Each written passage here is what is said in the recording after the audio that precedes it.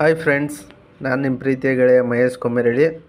ಇವತ್ತು ನಿಮಗೆ ಭೂಮಿ ಲೋಕದ ಸ್ವರ್ಗ ಅಂದರೆ ಮೈಸೂರಿನಲ್ಲಿ ಯಾವ ರೀತಿ ಲೈಟಿಂಗ್ ಅರೇಂಜ್ಮೆಂಟ್ ಮಾಡಿಸ್ತಾರೆ ಅಂತ, ಅದು ಬಿಟ್ಟರೆ ನೆಕ್ಸ್ಟ್ ಈ ಊರಲ್ಲೇ ಜಾಸ್ತಿ ಲೈಟಿಂಗ್ಸ್ ಅರೇಂಜ್ಮೆಂಟ್ ಮಾಡಿಸೋದು ಅಂಥ ಊರಿನ ಒಂದು ವಿಶೇಷತೆ ಏನು ಅಂತ ಇವತ್ತು ನಿಮಗೆ ಹೇಳೋಕ್ಕೆ ಹೊರಟಿದ್ದೀನಿ. ಅದು ಬೇರೆ ಯಾವುದೂ ಅಲ್ಲ, ನಮ್ಮ ಮಂಡ್ಯ ಜಿಲ್ಲೆ ಮಂಡ್ಯ ತಾಲೂಕು ಸಾತ್ನೂರು ಅನ್ನೋ ಗ್ರಾಮದಲ್ಲಿ ಶ್ರೀ ಶಂಭುಲಿಂಗೇಶ್ವರ ಸ್ವಾಮಿ ದೇವಸ್ಥಾನ ಪ್ರತಿಷ್ಠಾಪನಾ ಮಹೋತ್ಸವ ನಡೀತೈತೆ. ದಿನಾಂಕ 5/2/2026 6/2/2026 ಈ ದೇವಸ್ಥಾನ ಓಪನಿಂಗ್ ಆಗುತ್ತೆ. ಇಲ್ಲಿ ಬರುವಂಥ ಭಕ್ತಾದಿಗಳಿಗೆ ಸುಮಾರು ದೇವರು ಎಲ್ಲನೂ ಕೊಟ್ಟು ಸುಖ ಶಾಂತಿ ನೆಮ್ಮದಿ ಕೊಟ್ಟು ಕಾಪಾಡ್ತಾನೆ ಅಂತ ಈ ಊರಿನ ದೇವಸ್ಥಾನದ ವಿಶೇಷತೆ ಆಗಿದೆ. ಹಾಗೆ ಇಲ್ಲೇನು ಅಂತಂದರೆ ಇದು ದೇಶದಲ್ಲೇ 2ನೇ ಕಾಶಿ ಅಂತಲೇ ಒಂದು ಹೆಸರು ಪಡ್ಕೊಂಡೈತೆ ಈ ಊರಿನಲ್ಲಿ.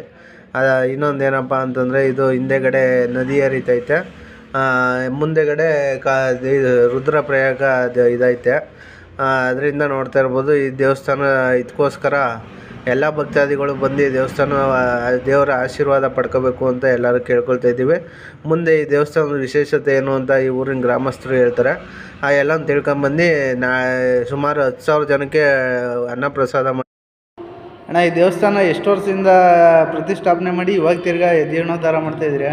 ಇದು ಸಾತ್ನೂರು ಗ್ರಾಮ, ಮಂಡ್ಯ ತಾಲೂಕು, ಕಸಬಾ ಹೋಬಳಿ. ಇದು ತುಂಬ ಪುರಾತನವಾದಂಥ ದೇವಸ್ಥಾನ. ಈ ದೇವಸ್ಥಾನದ ವಿಶೇಷತೆ ಏನಪ್ಪ ಅಂತಂದರೆ, ಕಾಶಿ ಥರ ಬಲಭಾಗದಲ್ಲಿ ನದಿ ಹರಿಯುತ್ತೆ ಮತ್ತು ಎಡಭಾಗದಲ್ಲಿ ರುದ್ರಭೂಮಿ ಇದೆ. ಆದ್ದರಿಂದ ಇದು ಒಂದು ಥರ 2ನೇ ಕಾಶಿ ಅಂತಲೇ ಹೇಳ್ಬೋದು. ಜೊತೆಗೆ ಇದರ ವಿಶೇಷ ಏನಪ್ಪ ಅಂದರೆ, ತುಂಬ ಪುರಾತನವಾದಂಥ ದೇವಸ್ಥಾನ ಇತ್ತು, ಹಳೆಯದು. ಜೊತೆಗೆ 2 ದೊಡ್ಡ ಅರಳಿ ಮರಗಳಿತ್ತು. ಅದನ್ನು ತೆಗೆದುಬಿಟ್ಟು ಈಗ ಹೊಸದಾಗಿ ಜೀರ್ಣೋದ್ಧಾರ ಏನು ಹೊಸ ದೇವಸ್ಥಾನನೇ ಮಾಡಿದ್ದೀವಿ. 1 ಕೋಟಿ ವೆಚ್ಚದಲ್ಲಿ ತುಂಬ ಚೆನ್ನಾಗಿ ಬಂದಿದೆ. ನಾಳೆ ಶುಕ್ರವಾರ ಪ್ರಾರಂಭೋತ್ಸವ ಇದೆ. ಎಲ್ಲರೂ ಬಂದು ದೇವರ ಕೃಪೆಗೆ ಪಾತ್ರರಾಗಿ. ಸುಮಾರು ಎಷ್ಟು ಜನಕ್ಕೋಸ್ಕರ ಅಡುಗೆ ಮಾಡ್ತಾ ಇರ್ಬೋದು? 10,000 ಜನಕ್ಕೆ ಅಡುಗೆ ಮಾಡ್ತಾ ಇದ್ದಾರೆ. ದಕ್ಷಿಣ ಭಾರತದ ಏಕೈಕ 2ನೇ ದಕ್ಷಿಣ ಕಾಶಿ ಅಂತ ಹೆಸರುವಾಸಿಯಾಗಿದೆ.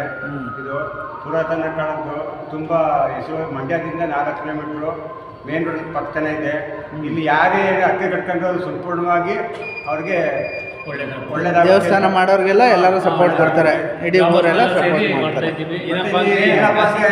ಯಾವುದೇ ಮಾಂಸ ತಿನ್ನುವಂಗಿಲ್ಲ ಇಲ್ಲಿ ಬಂದು. ಯಾಕೆಂತಂದರೆ ಅಂಥ ಘಟನೆ ನಡೀತಾ ಇದೆ ಅಂತಂದರೆ ಸರ್ಪ ಕಾವಲೈತೆ ಇಲ್ಲಿ, ಎಲ್ಲಿಗೂ ಬಂದ್ಬಿಡುತ್ತೆ ಆ ಜಾಗಕ್ಕೆ. ದೇವರು ಅಂದರೆ ಅವ್ರು ಬೇಕಾದ ಆಸೆ ಏನಿದ್ರು ಎಲ್ಲ ಪೂರೈಸ್ತಾನೆ ಚೆನ್ನಾಗಿ. ಕಾಶಿಲಿ ಯಾವ ರೀತಿ ಇದೆಯಾ ಪರಿಸ್ಥಿತಿಯಿಂದ